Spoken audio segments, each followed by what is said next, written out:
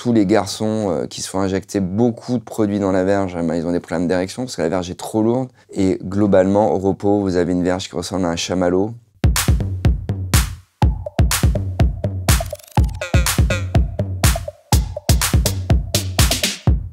En fait, c'est un constat anatomique.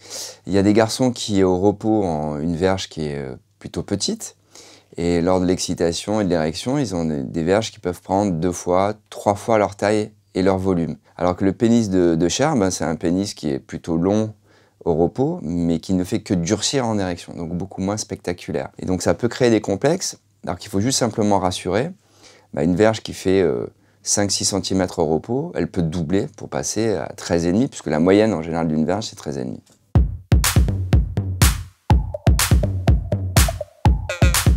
Les mains qu'il y avait sur les grottes de Lascaux, où les hommes préhistoriques soufflaient de la terre et on a gardé le profil des mains.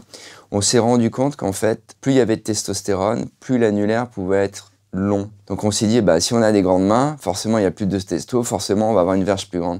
Et en fait, il n'y a pas de corrélation. Globalement, on peut avoir des grandes mains et un petit sexe. Donc on ne peut pas savoir à l'avance. C'est sympa le mystère aussi.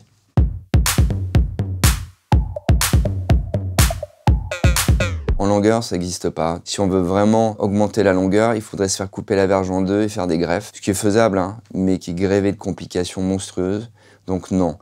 Par contre, l'élargissement, vous avez le silicone, le métacrylate, l'acide hyaluronique, enfin toutes sortes de substances qu'on peut s'injecter, qui elles, évidemment, sont à l'origine de beaucoup de complications. Et il y a la graisse. On peut prendre votre graisse du ventre, la centrifuger, et puis vous l'injecter dans la verge pour avoir une verge un peu plus large. Ça marche pas très bien, c'est pas très esthétique au bout du compte. Et globalement, au repos, vous avez une verge qui ressemble à un chamallow. En érection, la verge va être évidemment beaucoup plus lourde, donc tous les garçons qui se font injecter beaucoup de produits dans la verge, ils ont des problèmes d'érection.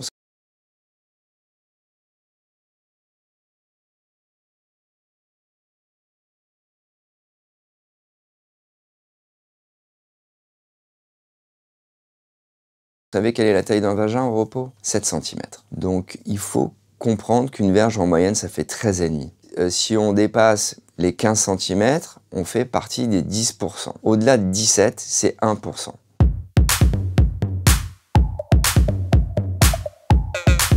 L'érection matinale, elle est contingente, elle est liée absolument à la dernière phase de rêve. Si vous n'êtes pas en phase de rêve, vous ne pouvez pas bander le matin. Quand vous avez 20 ans et que vous venez me voir pour me dire « je suis super inquiet, j'ai plus d'érection matinale », moi ce que je recommande, c'est un bon jet lag, une bonne nuit en boîte de nuit, et bam, le lendemain, il y a une érection matinale.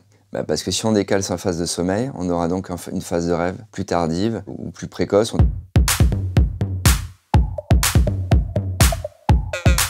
Les religions monothéistes, elles ont associé l'acte sexuel à la reproduction.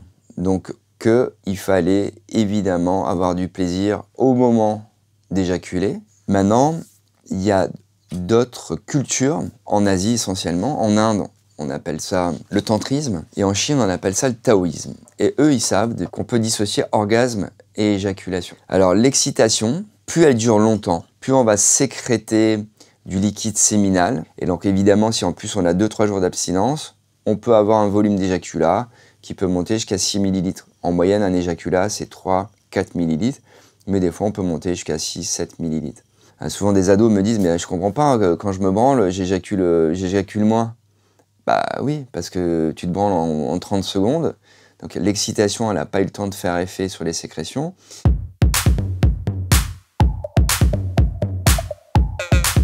Cet organe, il a 3 fonctions. Premièrement, c'est un organe qui permet de protéger les testicules des infections. Deuxièmement, c'est une petite centrale hormonale. Troisièmement, c'est un organe qui permet aux spermatozoïdes d'être fertiles. Ce qui est un peu plus intéressant, c'est est-ce que la prostate, c'est un organe sexuel? Non. Ça peut être essentiellement un objet d'excitation. Se faire une petite olive, se faire masser la prostate. Maintenant, dire que dans la prostate, il y a un point G qui serait absolument dinguissime à découvrir. Alors, il faut savoir que l'excitation dans la sodomie, bien souvent, c'est la dilatation du sphincter interne. On fait rentrer alors que normalement, ça doit sortir. Donc là, il y a une vraie excitation. Si par contre, ça vous excite, oui, vous pourrez avoir des orgasmes intenses parce que vous serez dans l'excitation. C'est comme les testicules.